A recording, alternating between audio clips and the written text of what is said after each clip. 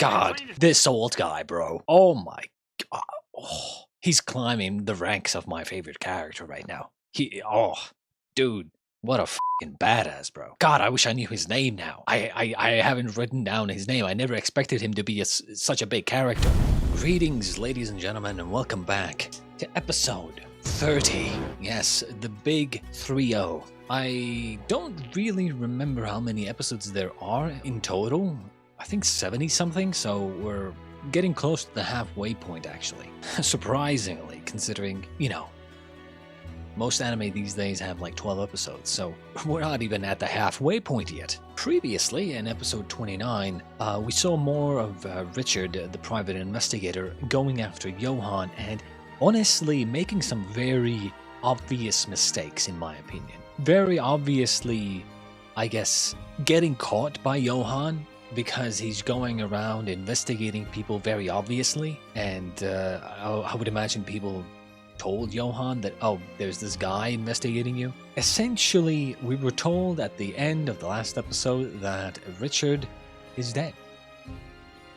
Because Johan showed up to him, convinced him, I guess, manipulated him, and I think, we weren't told yet, but I think he somehow manipulated him to drink and then kill himself.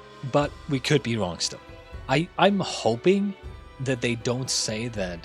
It could look like a suicide, right? It could look like a suicide. But I'm hoping that in reality, Johan did somehow force him to jump. If that's how he died. We don't know yet. Anyway, let's get into episode 30. We'll see what happens. Our brother has answered his call and gone home to the heavens. What lies here in this casket is nothing more than the physical shell of...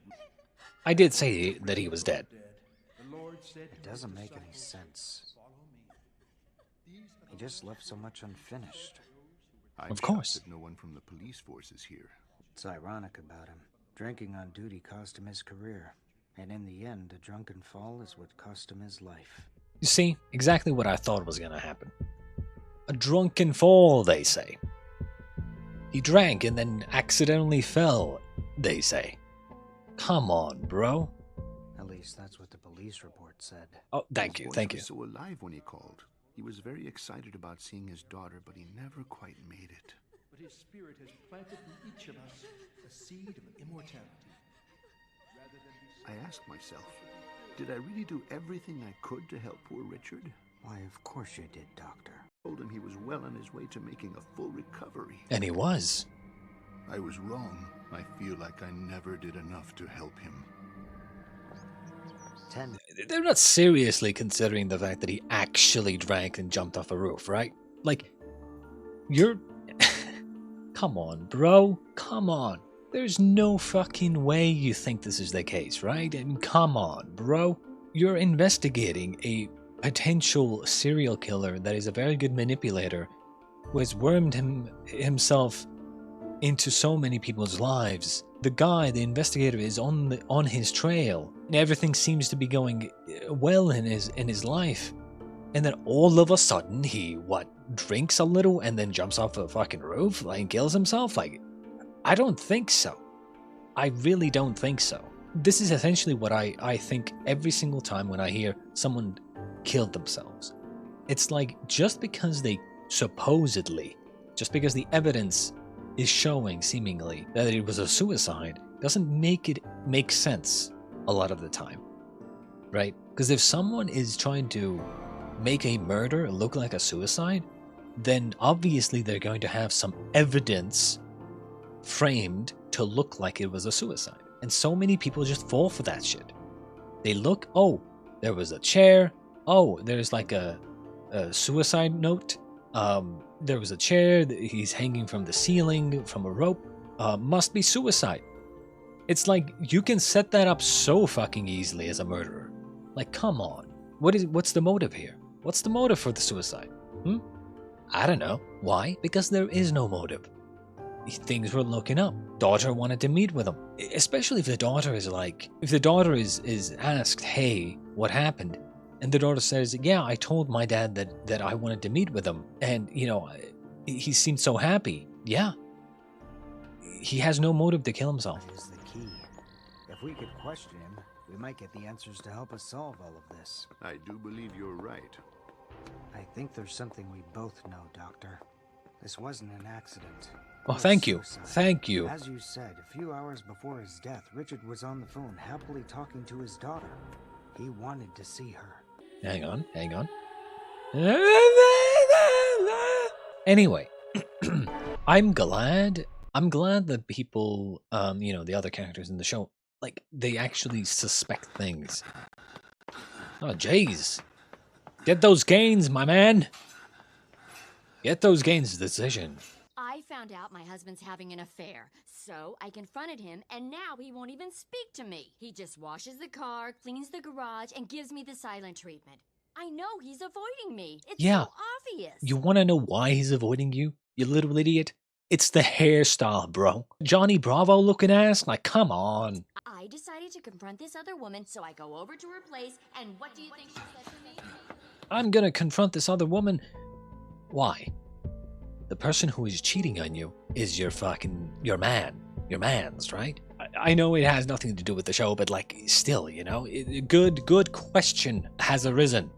Very good question has arisen. When someone cheats on you, you take it up with the person who's cheating, not with the person that they are cheating with, because that person probably has no idea you even exist. You know, if a husband and a wife exist, and the wife cheats on the husband, let's say, with some other guy, that guy is not at fault, because that guy might very well not know that the woman is married. Same thing goes for the other side, the other way around as well, with the guy cheating. If you find out that your significant other is cheating on you with someone else, you don't go to that someone else to like antagonize them. You antagonize the person who's cheating on you, aka your significant other.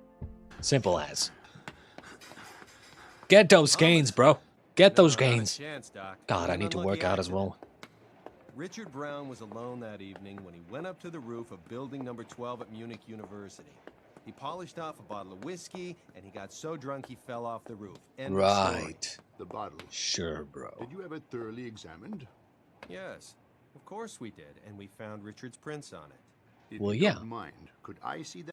Of course. Because someone could have literally been given him the bottle, or even after the fact. Once he falls off the roof, I'm assuming that the bottle didn't go with him off the roof.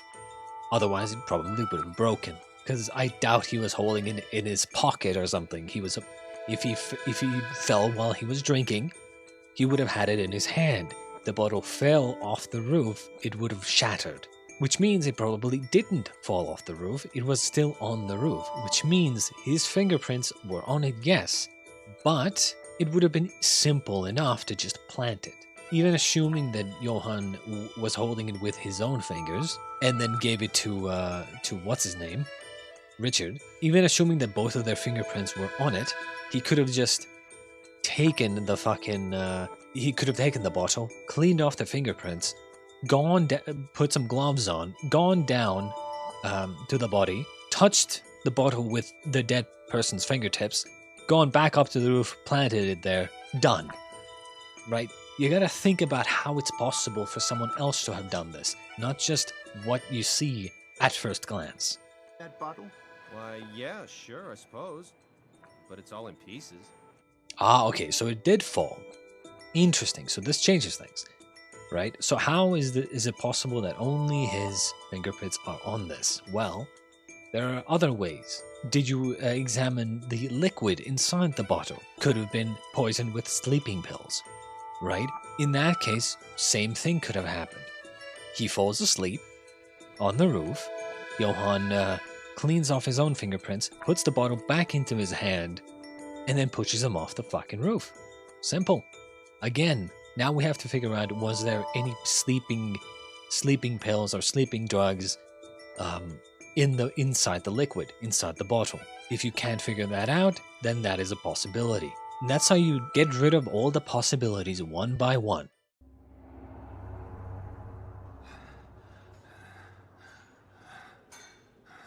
Yes, get those gains, bro. Get those gains. Yeah, the guy in this picture was definitely in here that night. Was he alone? I'm not sure. I really don't remember. So you remember that he was here, but you don't recall if he was here with someone or alone. It was him. He had a cup of coffee. Coffee, eh? Yeah, that's the reason I remember him. Most folks order drinks with alcohol when they come here. You remember? He asked a very good question. You remember that he was here, but you don't remember if he was alone. Is that a thing? I've never really worked in like a bar as a server or anything. Like, would you remember something like that or not? You remember someone was there, but you don't remember if they were alone or not. Really? I mean, maybe it's possible. I don't know. So tell So I'm me, not gonna say.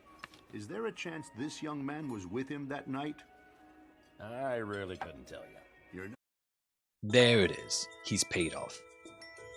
See, I was gonna buy if he says that, yeah, I don't really remember because, like, I get so many people that either come alone or with other people, and so I don't, kind of all mushes together in my head. I don't really remember if this guy was. I remember his face and his order because he ordered coffee at a bar, but I don't really remember if he was with someone or not. But if you saw a picture, it would probably refresh your memory. Not even trying. Look, I told you I don't know. We got tons of He's customers paid off, coming to this 100%. place, mister. But like I told the cops, I think the coffee guy did buy a bottle of whiskey. I got a receipt. Are you sure it was Richard who bought that bottle? I told you I don't remember. All I know for sure is on that receipt there's a cheap bottle of whiskey. Wait, what did you just say? Like this one, a fifth of blended whiskey. Yeah, it's the same one. Okay. I can't believe it. Why didn't it hit me when I saw that bottle at the police station? What? He doesn't buy Have cheap you whiskey? been drinking again? Well, just a little. So what do you drink? Scotch. I only drink scotch. So you're stinking up my entire office with the smell of cheap booze. Cheap booze? You kidding me? I'd never drink cheap rot gut. If I'm going to drink, it's real scotch. Or nothing else. Okay, so he doesn't buy cheap booze. Interesting. But you see, in this case, and I'm sure that's not what they're gonna do, because they're not gonna go this deep into it. But I would be suspicious of the bartender now as well. Because let's be honest, when you're dealing with a potential conspiracy, everyone who defends it potentially at all, even just a little bit, has to be suspicious to you. Because this bartender seemingly tries to keep a lid on the information that someone was there with him. Why? Because he was probably paid, or he's, an accomplice. The point is that you have to be suspicious of anyone who's trying to seemingly hide the correct information. You got lucky with the whole, cheap booze thing, but still, you have to be now careful of this bartender as well, because seemingly he was trying to hide the information. Yeah, he said he doesn't remember, but still, what if he does remember, but he's trying to actively hide that information? You have to think of the what ifs. What if he does remember, and he's trying to hide that information? Why would he try to hide information? Because he does remember. Why would he hide that information? Well, because he's paid off Richard by the didn't one buy guy that that bottle of he's whiskey. hiding.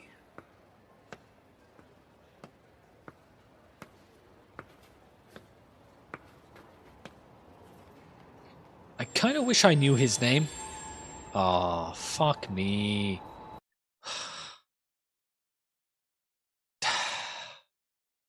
Are they seriously just all gonna die now? It must have been him.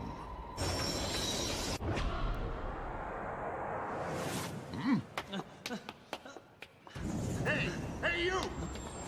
Stop running! Come on.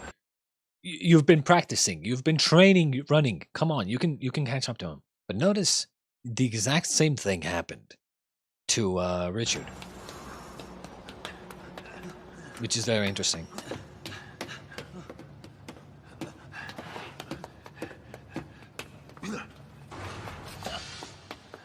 Come on. This is what you've been training for. God damn, this old guy. Holy shit, bro. Oh my god, he's going.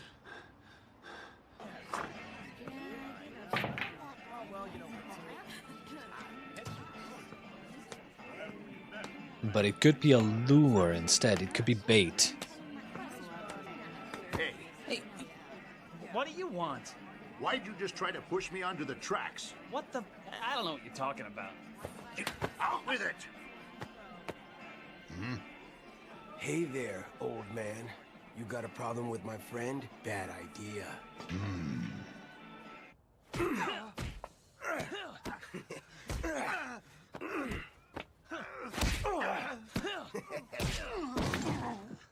Who told you to push me?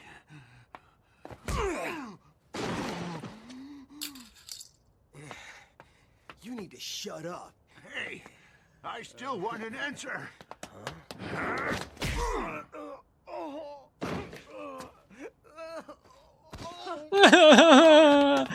my nose hurts. You know, God. my train is a border patrol officer. God, this old guy, bro. Oh my God.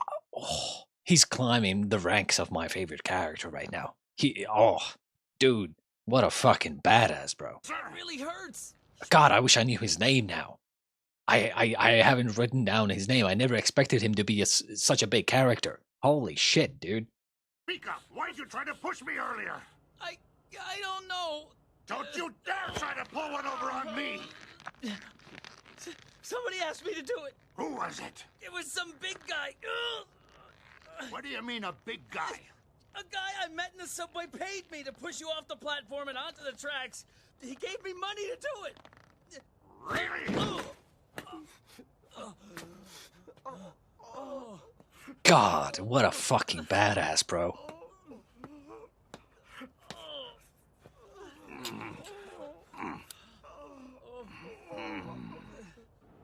What a fucking badass, bro. Holy shit. I didn't see it coming. You know, I was like, dude's got some stamina. You know, he's been running. But damn, took out two guys. Well, two pussies, really. Let's be honest. Some dumbass kids. But damn, bro. Huh. I wonder who this big guy is.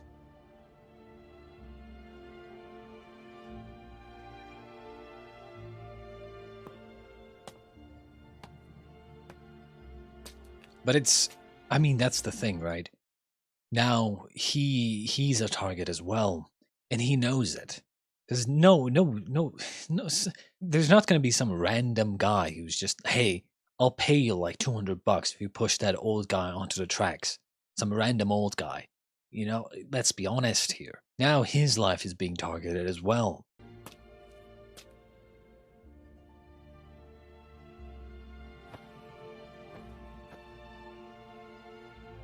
Richard D. Brown. I bought you Dick. Scotch, single malt. Dick Really D. good Brown. light. You deserve it, my friend. God, this guy's a badass, dude.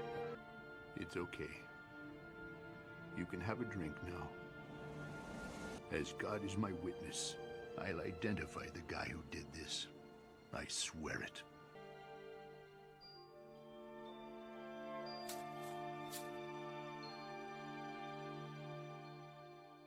There's our boy. I don't believe you're really clinically depressed at all. Huh? Honestly, I'm more concerned about your husband's actions than I am with your mental state. We must find out why he's giving you the silent treatment. That's what I think. The big lug doesn't know which end is up. Please, doctor, I beg of you. Please make some time to see my husband. Of course I will. I have a slot open the day after tomorrow at 5 o'clock in the afternoon, all right? Thank you. I'll tell him tonight. If Tenma's there, how much does Tenma know at this point? Is Tenma also on the trail to on the trail of the suicide of Richard's quote unquote suicide? Why would he be there otherwise? There has to be some trail that Tenma was following that led him over there. I don't think Tenma was just randomly, coincidentally in that graveyard. All right then, good night. Oh, and there's one more thing. Yesterday you forgot to lock the stairwell door to our office again. Wait, I did it again? I'm sorry, I almost forgot today too. I can't believe it. Have a nice evening.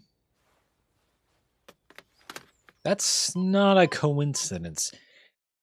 Honestly, if I was this guy, I would be worried about everything. Absolutely everything. A door unlocked? Did someone break in? Someone try to, like, got a little too close to me in the subway? Are they trying to steal something from me or kill me? He knows that someone's targeting him. Someone literally paid some random guy to throw him onto the tracks or push him onto the tracks. That's attempted murder, which means that he is a target, which means that Johan probably is on his trail, which means that anything that seems off could be Johan. Now, I don't know, maybe it's just me being paranoid, but like, that's what I would think. Hello, Dr. Gillen? It's Dr. Reichwein. Dr. I saw it in the Reichwein. newspaper. What's his first name? Why, yes, I saw your newspaper ad in there. Let's talk about our memories of cheating, Rudy. So you really think if Dr. Tenma sees this message in the paper that he will try to get in touch with us? Absolutely. If Dr. Ah. sees the ad, he'll definitely contact me. I worded it so it would be something that only he and I would know about. I see. Now, Doctor, please, don't make any moves until we hear from him. I'm following up on something Richard said. That prostitute told me that when Foreign, the boy who killed himself, went to see her, he had a young man accompanying him. He was a young, beautiful guy with blonde hair. Whatever you do, please be careful. Oh, I will. If I want to get to the bottom of this, I'll have to be very cautious. But Richard's memory deserves no less. Good. Because Richard fucking was not careful or cautious. Like, come on. He straight up just by himself went to investigate all these people that have had dealings with Johan. Like, if you suspect Johan to be super manipulative and have connections, you have to be careful approaching anybody because you don't know if they're working for him or with him. You go approach the wrong person and seemingly ask questions about Johan, immediately you're giving yourself away. You have to be super careful. But yeah, at this point, it's basically too late to be cautious, unfortunately. Sometimes, like, obviously, when you approach the situation with Johan, you probably should be cautious. But I think at this point, for this old guy, it's already too late. Johan already knows of his connections, I think. His connection to Richard. So, Marith, today you forget to shut the window. Dude, come on, man. First the door was open, now the window was open. Come on, bro. Everything is unlocked? Really? What happened to being cautious? Margot Langer, huh? Never heard of her. Pussy! Well, I understand she goes by the name of Sophie, or something like that. Oh yeah, so you want that fat old hag? Is that what floats your boat, Gramps? I haven't seen her around in about a week. She probably went to someplace that's nicer. Do you know where she went? How would I know? Maybe she went off somewhere with that new customer of hers. So she has a new client, eh? Uh-huh. She should know better at her age than to fall for a guy like him. He was a large one. So he was a big man. Oh yeah, and I heard he was pretty big downstairs too. Guys. What can I say, you know? Like, I have a way with women. It is what it is. Look, just because I'm a big guy and I am big downstairs doesn't mean that I need to be investigated all the time, okay? Please. I have a life, guys. Okay? I get around. It is what it is. Excuse me, do you remember me asking you if it would be all right for me to leave early today? Yes, I remember that. You said you needed to leave at 5. That'll be fine. The only appointment I have left today is Mrs. Hess's husband. Please make sure you lock all the doors. I need to find that prostitute called Sophie who was pretending to be Margot Langer and show her this photo. If He's being too uncautious. I can get her to Guys, I don't want this guy to die. I really don't. But he's what did I say? In my Blue Eye Samurai reaction, I said, towards the end, I said, all old guys who are badasses, who are kind and good people, they always die. They always die. They just always die. But I don't want this guy to die. Confirmed that this Johan was But he's going to die because he's old. actually So with he's gonna Fonrath. die. I have He's an skills what old bring me badass closer who's to a getting to the kind bottom of person. this He's gonna mess. die. That's just how it is. Though, Yes? I am waiting for Tenma to make contact. Yeah, my wife booked a session for me. Last name's Hess. I buzzed the door. Please come in.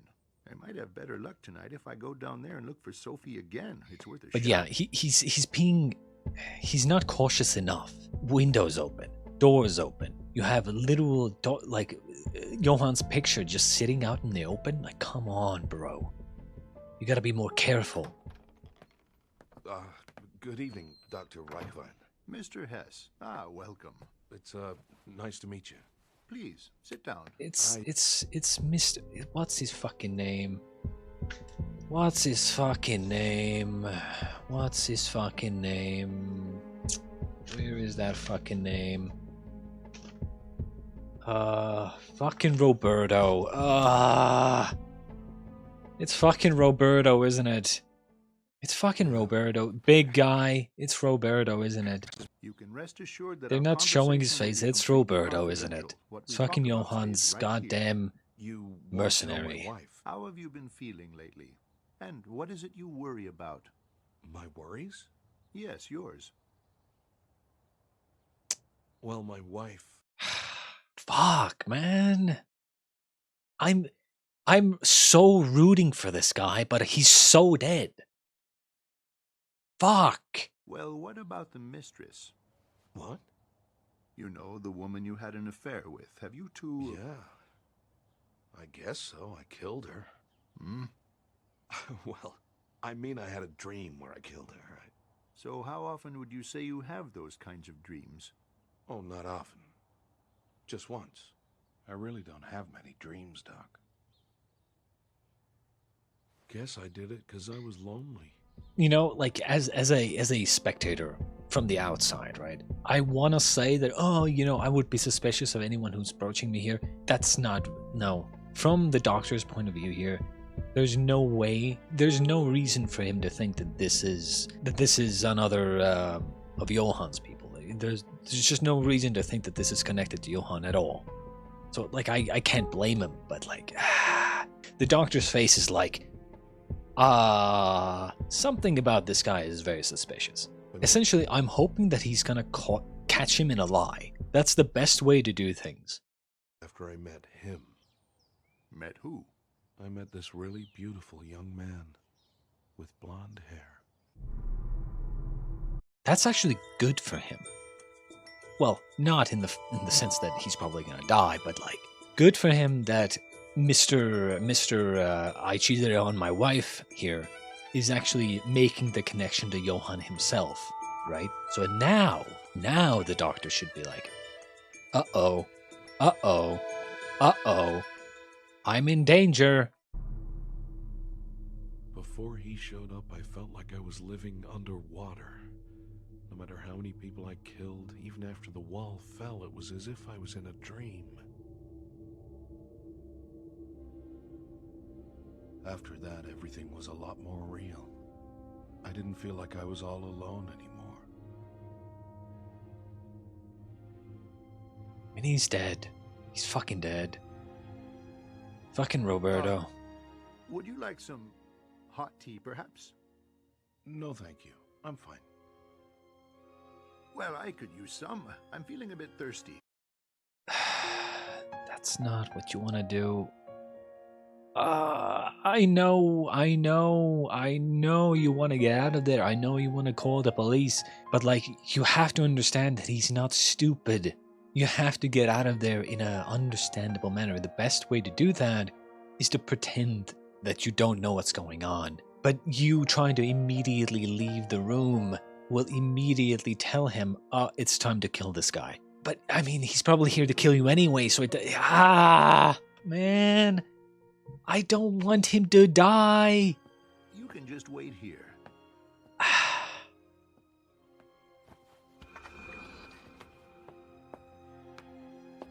God damn it. Secretary's already gone. God damn it, Roberto.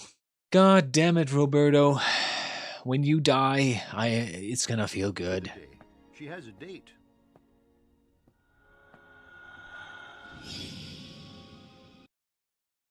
What was that? What was that? Yeah. The door is locked from the inside. She really knows how to brew tea. It's too bad she's not here to make it for us.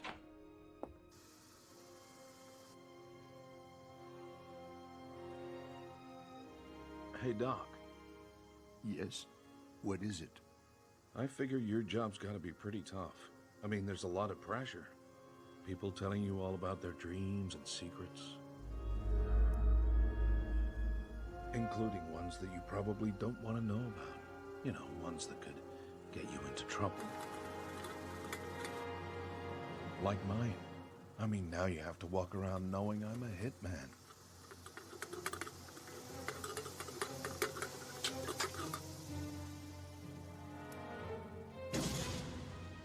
So, anyhow, if you want to make amends towards your wife,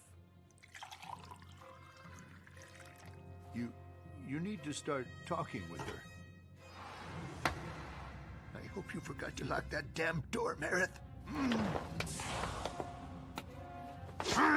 Good, nice, good, nice.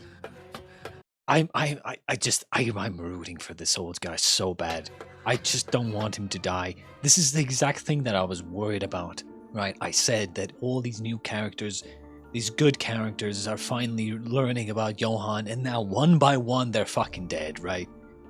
This is exactly what I didn't want to happen, because like I wanted more characters to learn of Johan and then start kind of like a, you know, cat and mouse chase, you know, like a war between these characters and then Johan's people. But now Johan's just one by one killing them off, and it's like, I want Tenma to have some allies. Come on, let him survive. Make it look. What I'm hoping right now is, I know it's looking bad, okay? I know it's looking bad, but I'm hoping that maybe he gets shot in the arm or something, and it looks like he fell or something, he's gonna die or something, but then Tenma comes to his rescue. Or something. I just don't want this guy to die. I just don't want him to die. Good! Good! Yes! My boy! Tenma did. Yes! Yes! Wait! Why aren't you?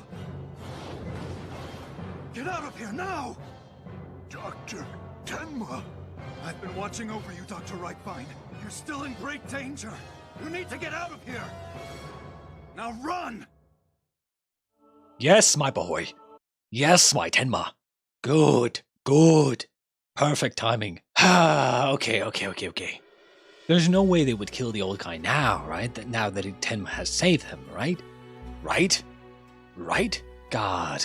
All I can say right now, all I'm gonna say is that I just don't want this old guy to die. Like, he's become such a good character in my opinion. He's such a badass. He's like the Levi. You know, he's the Levi of Monster, okay? So far. Fucking badass old guy, okay? Going to the gym, showing us how it's done, runs after this young kid, confronts these two assholes, beats the fuck out of them, gets information, starts investigating. Like, dude. He's like an old Tenma, dude. God. I just, you know, I'm so glad that he's surviving, at least so far. I'm just hoping that he doesn't die. He is an old guy, and you know what I say. All good, badass old guys are gonna die, and he probably will at some point, but it's too early for him. You know, I just don't want him to die for now. Still, I hope you enjoyed. Can't wait to see what happens next, and I'll see you next time in episode 31.